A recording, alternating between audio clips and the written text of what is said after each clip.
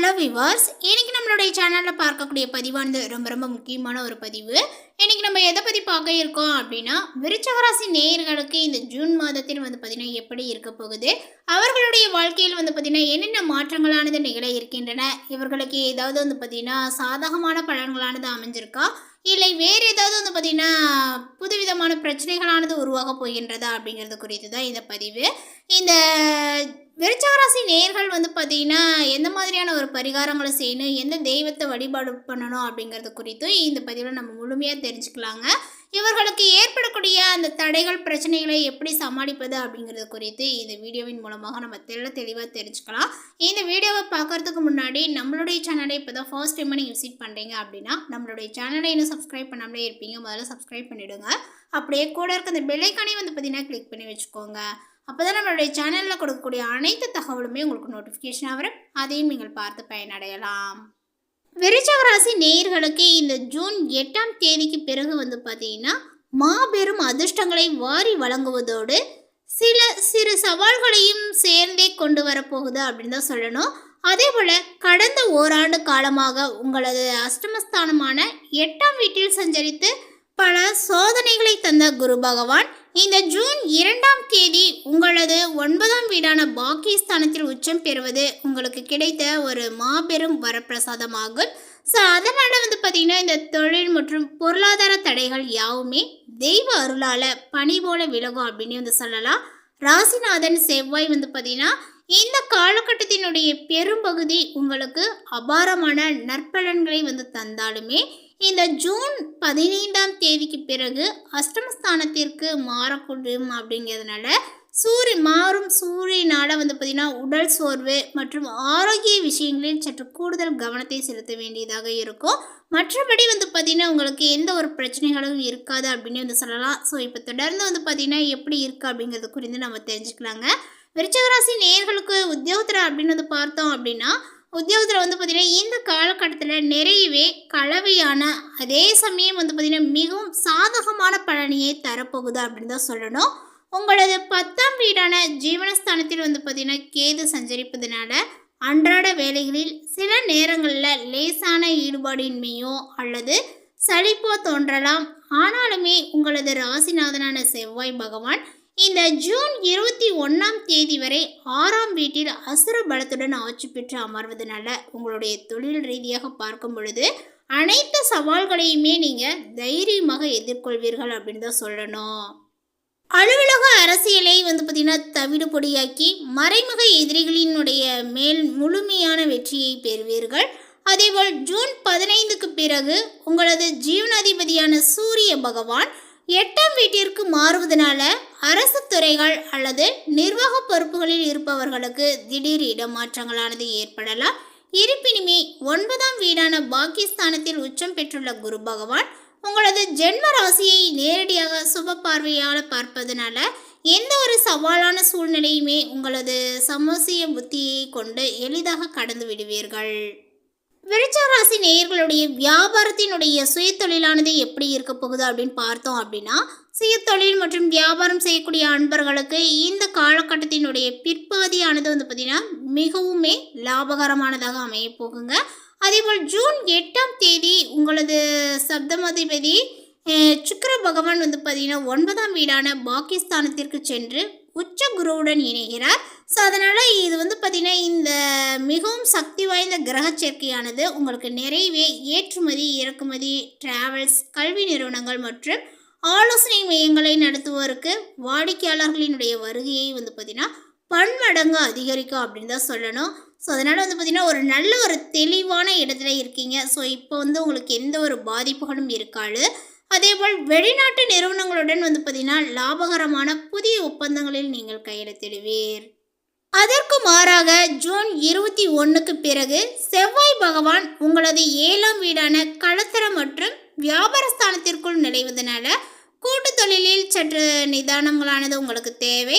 வணிக கூட்டாளிகளுடன் பார்த்தீங்கன்னா தேவையற்ற வாக்குவாதங்களோ அல்லது உராய்வுகளோ வர வாய்ப்புகள் உள்ளது. உங்களது தனிப்பட்ட முடிவுகளை அவர்கள் மேல் பார்த்தீங்கன்னா அதிகாரத்தோடு திணிப்பதை கொஞ்சம் தவிர்ப்பது வியாபாரத்துக்கு நன்மையை கொடுக்குங்க. பொருளாதார ரீதியாக உங்களது வாழ்க்கை தரம் இந்த ஒரு காலகட்டத்தில் பிரம்மாண்டமாக வந்து பார்த்தீங்கன்னா உயரப்போகுது அப்படின்னு தான் சொல்லணும். உங்களது தன பஞ்சமாதிபதியான குரு பகவான் பாக்கியஸ்தானத்தில் உச்சம் பெறுவது ஒரு மிக சிறந்த தனலாப யோகத்தை வந்து பார்த்தீங்கன்னா தொடங்கி வைக்கிறது. நீண்ட நாட்களாக வழக்குகளில் சிக்கியிருந்த பூர்வீக சொத்துக்கள் அல்லது குடும்ப சொத்துக்கள் உங்களுக்கு சாதகமாகவே வந்து முடிவடையும். கடந்த காலங்களில் வரவேண்டி முடங்கி கிடந்த ஒரு பணம் இப்பொழுது உங்களுடைய பண பாக்கிகள் எல்லாமே இந்த மாதத்தில் பாதுகாப்பாகவே உங்களுடைய கைகளில் வந்து சேரும் அப்படின்னு தான் சொல்லணும். சூரியன் மற்றும் புதன் உங்களுடைய 8ஆம் வீட்டில் சஞ்சரிப்பதனால காப்பீட்டு தொகைகள் அல்லது முதிர்வு தொகைகள் அதன் மூலமாக வந்து பார்த்தீங்கன்னா திடீர் மொத்த பண வரவு கிடைப்பதற்கு பிரகாசமான வாய்ப்புகளானது உள்ளன. 9ஆம் வீட்டில் உள்ள சுப கிரகங்களினுடைய சேர்க்கையினால இல்லத்தில் மங்களகரமான சுப காரியங்களை நடத்துவதற்கோ அல்லது அமைதியான ஆன்மீக யாத்திரைகளை வந்து பார்த்தீங்கன்னா மேற்கொள்வதற்கோ மகிழ்ச்சியோடு பணத்தை நீங்கள் செலவிடுவீர். அதே போல் இந்த விருச்சிக ராசி நேயர்களுக்கு இந்த மாதத்தினுடைய முற்பகுதியிலேயே உங்களது ராசிநாதனான செவ்வாய் வந்து பார்த்தீங்கன்னா 6ஆம் வீட்டில் சஞ்சரிப்பதனால உங்களது நோய் எதிர்ப்பு சக்தி மற்றும் உடல் வீரியங்கள் மிகவும் பலமாக இருக்கும். பழைய நோய்கள் ஏதேனும் இருந்தால் அவற்றிலிருந்து மிக வேகமாக குணமடைவீர்கள். எனினுமே ஜூன் 15க்கு பிறகு சூரிய பகவான் அஷ்டமஸ்தானமான 8ஆம் வீட்டிற்கு மாறுவதனால உங்களுடைய ஆரோக்கியத்தில் சற்று கூடுதல் கவனங்களானது தேவைப்படுதுங்க. 8ஆம் இடத்து சூரியனினுடைய உஷ்ண தாக்கத்தினால கண்ணெரிச்சல், வயிற்று சூடு, அதே போல் அசிடிட்டி அல்லது கடுமையான ஒற்றை தலைவலி இந்த மாதிரி வந்து பார்த்திங்கன்னா உங்களுக்கு உருவாகலாம். மேலுமே இந்த ஜூன் 21க்கு பிறகு வந்து பார்த்திங்கன்னா செவ்வாய் பகவான் 7ஆம் வீட்டிற்கு வந்து பார்த்திங்கன்னா பிரவேசிக்கக்கூடிய காலகட்டத்தில் உங்களுக்கு தேவையற்ற முன்கோபங்கள், மன அழுத்தங்கள் தலை தூக்க வாய்ப்புகள் உண்டு. ஸோ அதுக்கு தகுந்தாற் போல் வந்து பார்த்திங்கன்னா உங்களுடைய உடல்நிலையும் சரி மனநிலையும் வந்து பார்த்திங்கன்னா வந்து சரி செய்து வச்சுக்கோங்க. இரத்த அழுத்த மாறுபாடுகள் உள்ளவர்கள் என்ன பண்ணுறீங்க, சரியான ஓய்வை வந்து பார்த்திங்கன்னா மேற்கொண்டால் மட்டும்தான் வந்து உங்களுக்கு அந்த ஒரு விஷயங்கள்லாம் வந்து இல்லாமல் இருக்கும். ஸோ வந்து பார்த்திங்கன்னா இரத்த அழுத்த மாறுபாடுகள் உள்ளவர்கள் சரியான ஓய்வை மேற்கொள்வது மிகவும் அவசியம் என்று சொல்லப்படுது.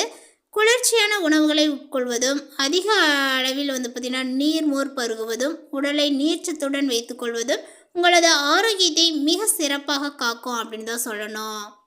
உங்களுடைய குடும்ப வாழ்க்கையை பொறுத்தவரை பாக்கியஸ்தானமான 9ஆம் வீட்டில் உச்சம் பெற்றுள்ள குரு பகவான் உங்களது தந்தையினுடைய உடல் ஆரோக்கியத்தை வெகுவாகவே வந்து பார்த்திங்கன்னா மேம்படுத்துவார்.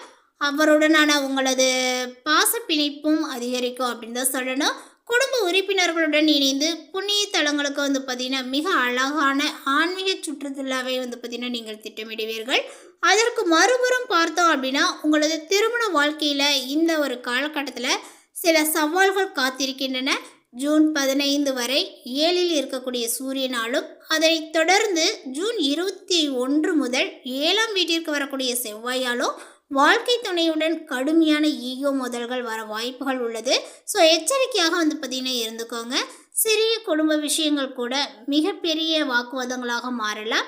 நான் சொல்வதுதான் சரி என்ற பிடிவாதத்தை விட்டு கொடுத்து அமைதியும் பொறுமையும் கடைபிடித்தால் மட்டுமே எல்லாரத்திலும் வந்து பார்த்திங்கன்னா அமைதியை தக்க வைத்து கொள்ள முடியும். மேலும் விருச்சிக ராசி மாணவர்களுக்கு உங்களது வித்யாஸ்தானாதிபதியான குரு பகவான் பாக்கியஸ்தானத்தில் உச்சம் பெற்று சஞ்சரிப்பதனால மாணவர்களுக்கு இது ஒரு மிக சிறந்த பொற்காலமாக அமைய போகுதுங்க.